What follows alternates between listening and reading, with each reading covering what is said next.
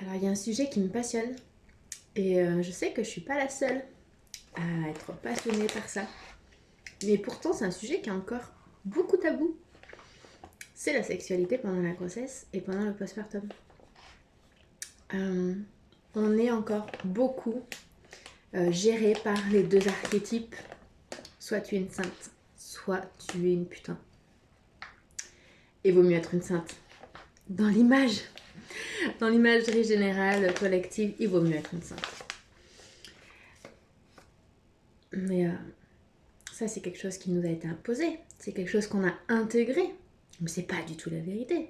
On n'est pas soit l'une ou soit l'autre. Ok, on est une multitude de choses à l'intérieur de nous, en fonction des cycles, en fonction du moment dans notre vie, en fonction de ce qu'on traverse, des personnes avec qui on est, enfin bref. Ça peut jamais se résumer à un seul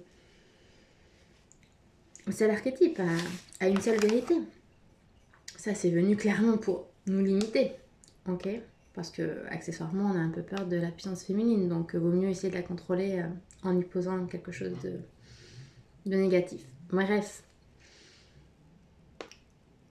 tu peux être enceinte et continuer à avoir des désirs et continuer à avoir envie d'avoir des relations intimes avec ton partenaire ou même te sentir ultra libérée parce que là tu te trouves à l'aise dans ton corps, tu aimes tes formes, il y a quelque chose d'ultra féminin, t'es pas du tout préoccupée du coup par la contraception, du coup il y a ta charge mentale qui se libère. Bref, il y a tellement de raisons pour avoir envie d'avoir des relations intimes et sexuelles avec son partenaire.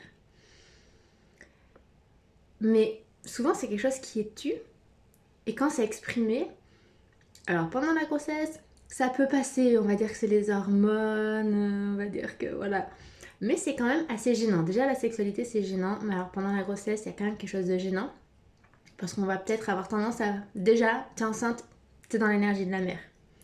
Donc si t'es une mère, t'as pas trop de sexualité. Parce que nos mamans, elles ont pas trop de sexualité quand même. Ok, ça on le porte en tant qu'enfant. Et pourtant, et après, pendant le postpartum, il y a ce truc de dire c'est presque normal de plus avoir de désir ou de passer des mois, voire des années parfois à retrouver une intimité avec son partenaire. C'est quelque chose qui est souvent énoncé et qui est vu un peu comme normal quoi. En tout cas, même si ça peut être un petit peu problématique, c'est ok, c'est accepté. Mais dire, ben moi tout de suite, en fait, enfin très rapidement, au bout de quelques semaines, quand mon corps ça allait mieux, j'ai eu envie de reprendre une sexualité, peut-être différente, peut-être avec plus de préliminaires ou plus de douceur, peu importe, mais en tout cas j'avais envie quoi de ça. J'avais ce désir-là à l'intérieur de moi. Ça c'est plus difficile à dire et c'est pas perçu comme étant normal en fait.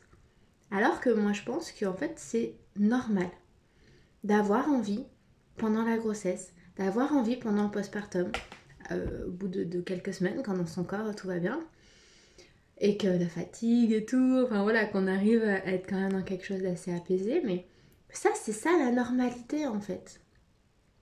Parce que l'énergie sexuelle, c'est quoi? C'est l'énergie de vie. Donc si on est dans quelque chose de fluide à l'intérieur, notre énergie de vie, elle circule. Et donc qu'est-ce qui se passe quand elle circule? Eh ben, on a des désirs, on a des envies, et puis on a envie d'intimité, soit avec soi-même, de soi à soi, ok? De ressentir ce plaisir-là, soit avec son partenaire.